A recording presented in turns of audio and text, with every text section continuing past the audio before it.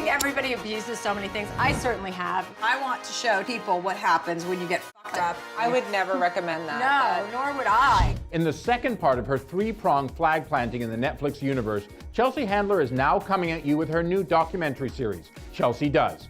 Debuting on January 23rd on the streaming service after it makes its world premiere at the Sundance Film Festival on the 22nd, Chelsea does marriage, Chelsea does racism, Chelsea does Silicon Valley, and Chelsea does drugs. Literally in the last case, I might add. I've done a lot of drugs, but I've never been like, I have a problem. No. Isn't the person with the problem the last to know?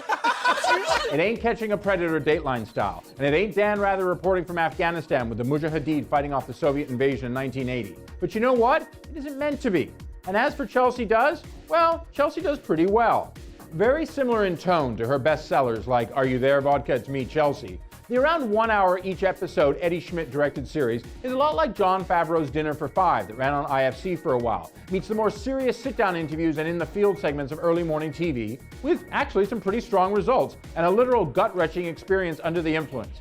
Suitably low volume in many ways, certainly compared to her former E! talk show gig, Chelsea Lately, Chelsea Does, which has Oscar Doc winner Morgan Neville as an EP with Handler and Schmidt, can often be quite confessional, but actually is also quite informative.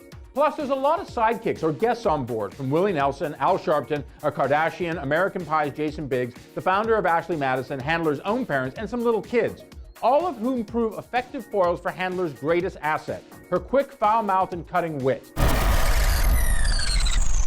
She looks like she just climaxed. And that, oddly enough, is my only complaint with Chelsea Does. I actually wanted more Chelsea, more barbs, and less of the celebs and expert talking heads. Maybe we'll get that in the next step of Handler's Netflix evolution, when her talk show debuts on the streaming service later this year. As it is, with this second Netflix effort after a stand-up special last year, Chelsea Does is a binge-worthy broadening of a talent that still can surprise you. I'm Dominic Patton for Deadline Hollywood.